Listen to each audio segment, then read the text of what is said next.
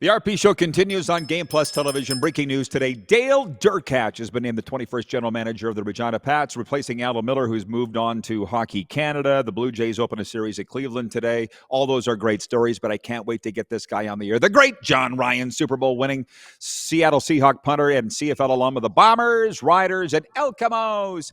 JR, where do you join us from today, sir? I'm at home in LA today. How are things in the City of Angels?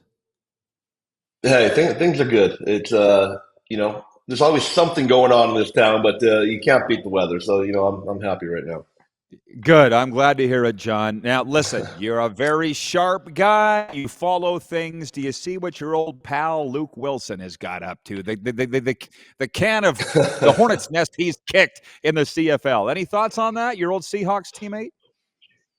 I don't totally agree with everything he's saying, but at the same time, I see it's gotten a lot of people talking about the CFL football, and I love that. I think there's no press is bad press, and it's got a lot of people talking about the CFL right now. So I love it. Okay, well then I'm of that mindset too. Luke and I spoke yesterday because he took umbrage with some things I'd said, and I'm like, "Hey, guy, I'd never met him, John." I said, "We're on the same team here. I'd support you, but." Maybe his bedside manner could be a little bit better. And for those that don't know the story, would you mind explaining what you know of what's going on here? Luke Wilson, now on CFL and TSN, has really rattled the CFL old guard with some comments. Sure, he was talking about the Rough Rider Toronto game, which a lot of people thought was an outstanding game. Ended with a walk off kick return for touchdown by the Riders by Super Mario, and he thought a lot of the game was played a little sloppily. A lot of things that he thought weren't good football. And I talked to him yesterday, and his whole point was that we need to spend more time and more money on these players. He talked to me about Toronto. In the CFL, I don't know if you know this, it's a 4.5-hour rule. So a guy like Luke, who's played his entire career in the NFL, the thought of going to work for 4.5 hours is absolutely absurd. It's crazy.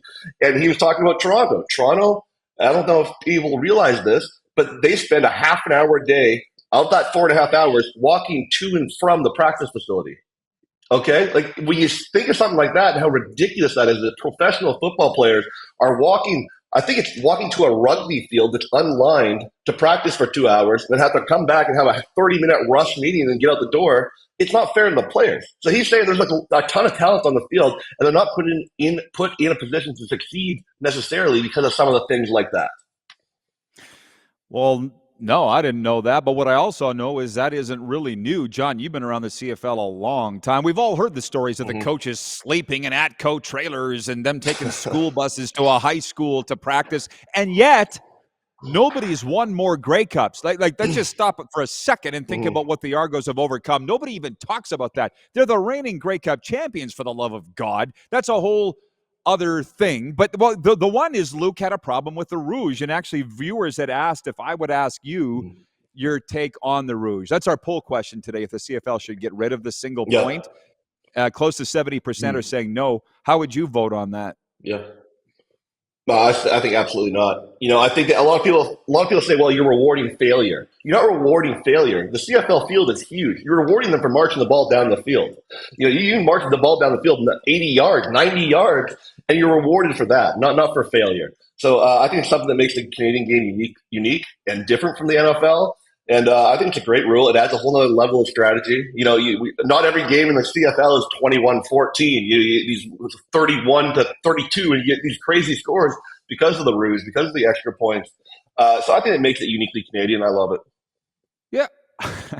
I'm exactly the same. I would tell Luke the same, which he'll come on here and we'll discuss this. I just think that because a lot of people have written in and said, we don't care about the rules necessarily. We just love the entertainment factor of the CFL. Like he's pointing out all these things he thinks wrong. Not everybody thinks it's wrong, Luke. So I just think he's not as tolerant about other people's opinions. Yeah. Is that fair?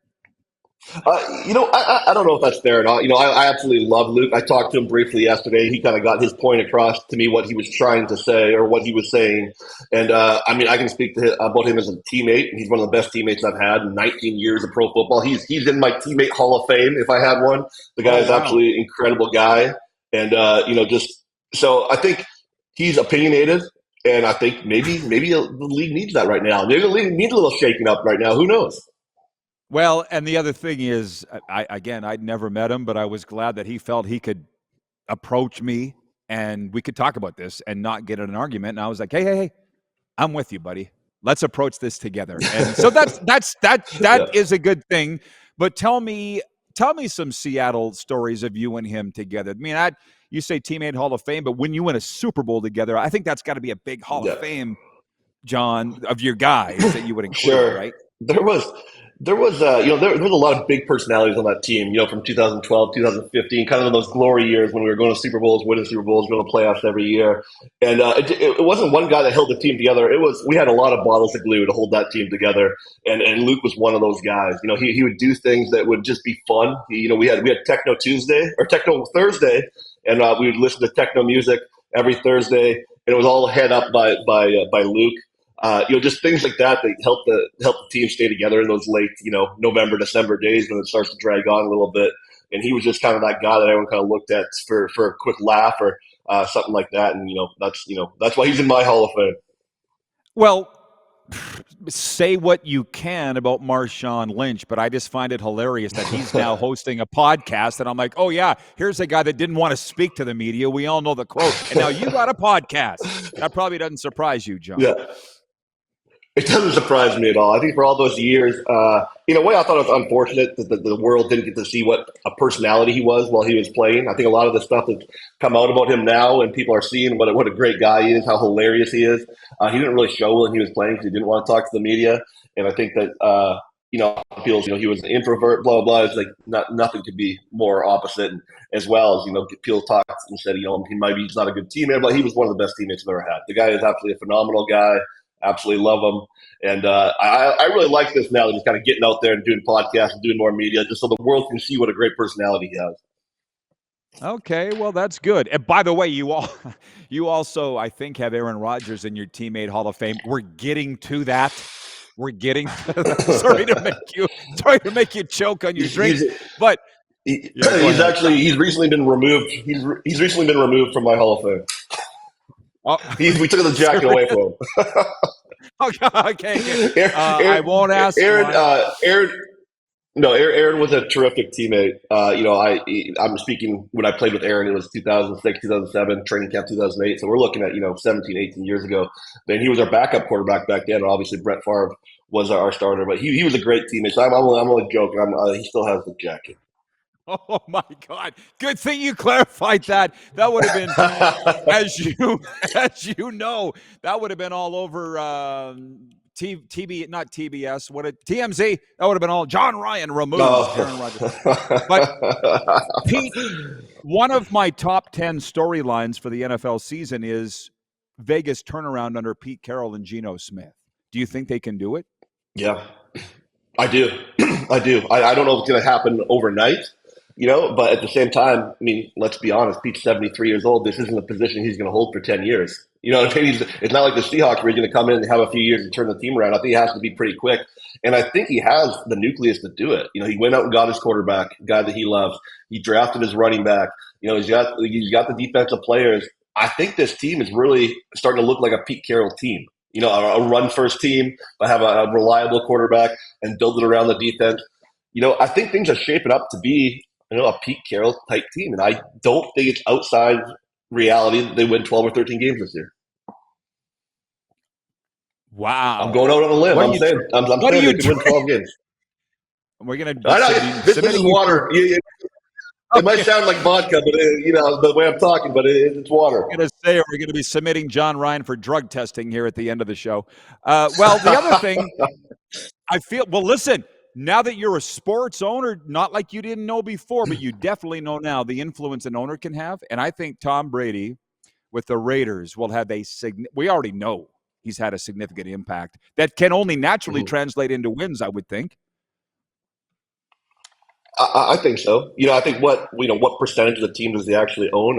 I'd be surprised if it's more than 1%, but I don't think that really matters. I think that he has the influence now, and he's in the ear of the owner, the majority owner. I think he's going to make a difference. I think when the guy gets there and they can look up the owner booth and see Tom Brady sitting there, that makes an impact for a guy that you can go and talk to, get some advice, makes an impact. So I think that's all helping.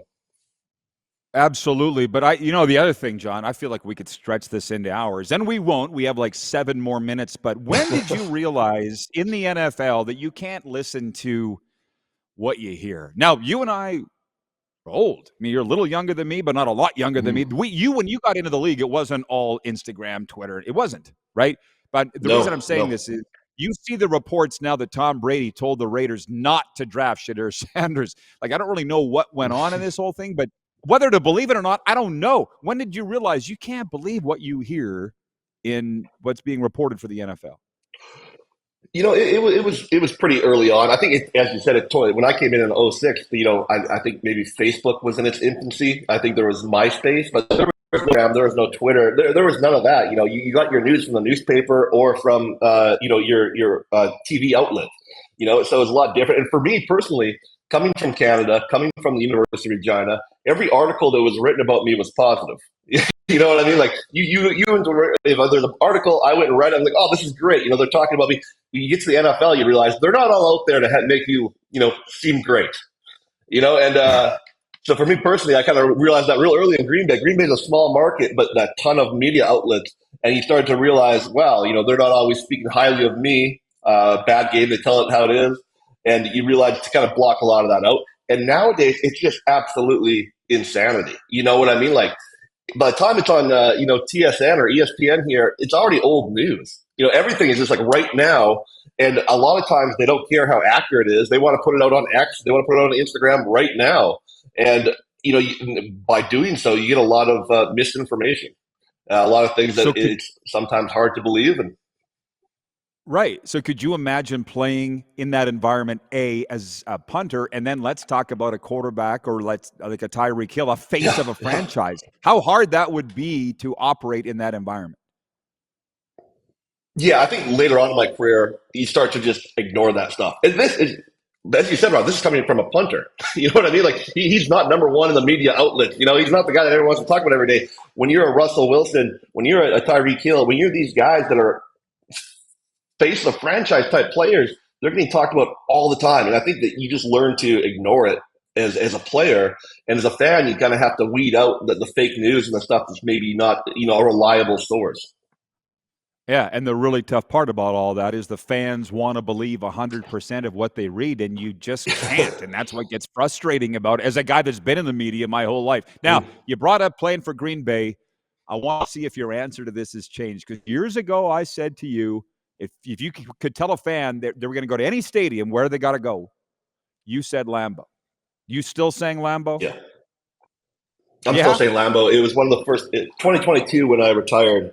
It was one of the first places I went. I went to watch Mason Crosby's last game there, and to get that experience as a fan, it was just absolutely phenomenal. I froze my butt off. I didn't like that part of it, but it just the whole city is the Packers. And you can go to stadiums.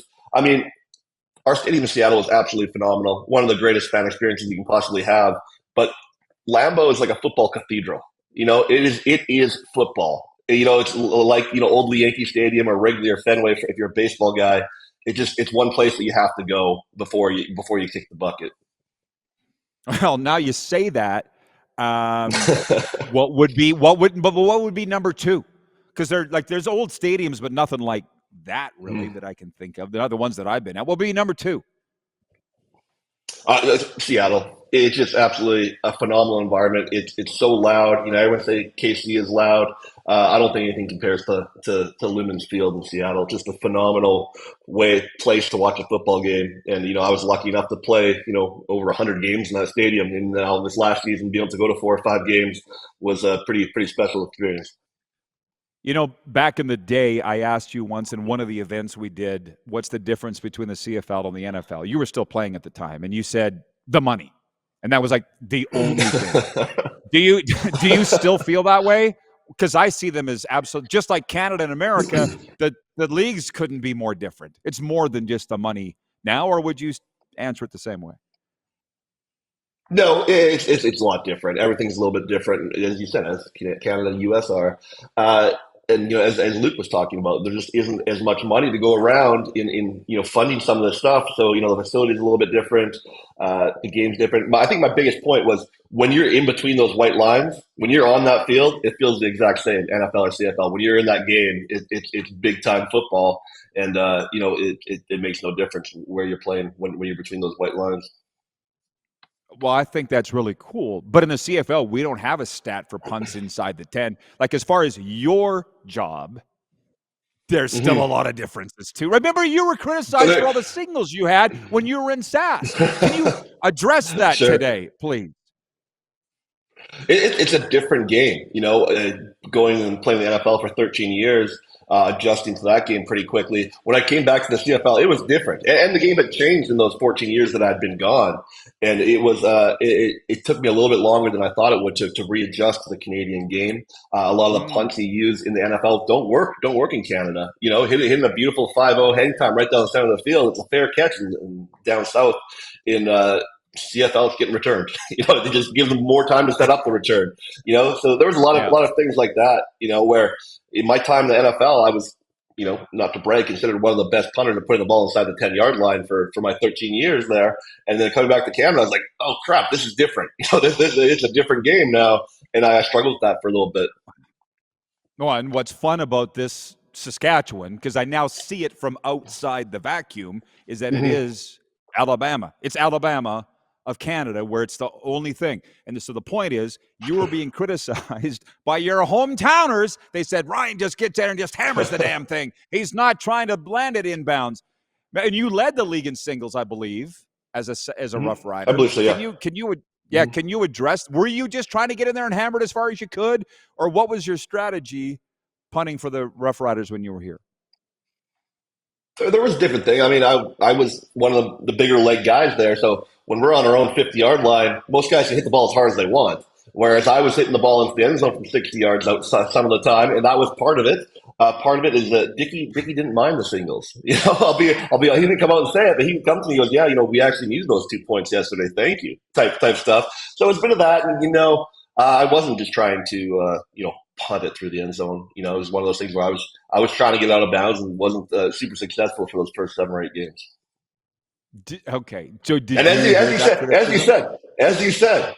you said, play it absolutely. As playing Saskatchewan is different than playing anywhere else because the people of Saskatchewan believe that they own that team, and they do own that team. I played professional football for 17 years elsewhere. Not one time did anyone ever come up to me in public and say, "Hey, you're doing this wrong. You're doing that wrong." Saskatchewan, they will. I'll be sitting there enjoying my breakfast at Hotel Sask, and someone. I always say there's 1 million coaches without jobs in Saskatchewan. There's a million GMs without a job. There's a million coaches without a job, and that's what makes it special. And also at times a little bit frustrating as a player. And it makes me neurotic. That's why I love living in Moose Jaw in the summers, because in Sask, people are like, "Hey, Rod, can you get a message to the coach?" And in the drop back to Trevor Harris, I'm like, "No, leave me alone." Jeez, every day people wouldn't understand unless you live there. Okay, John, we got less like 30 seconds, but what's up with you and Sarah? You guys traveling? She doing something? 15 seconds. We're both busy this time of year with baseball and everything going on. For me, she did just in Seattle last week for stand up, so we're both traveling all over the place, but life is good. All right. Well, you're in the Hall of Fame of human beings, man, and her too. Please say hey Thank for you, me. buddy. Thanks, Johnny. Absolutely. The great Jon Ryan. Oh, yeah, I love that guy. He is a Hall of Fame human being. I'll get to all your comments when we come back, everybody, here on Game Plus Television.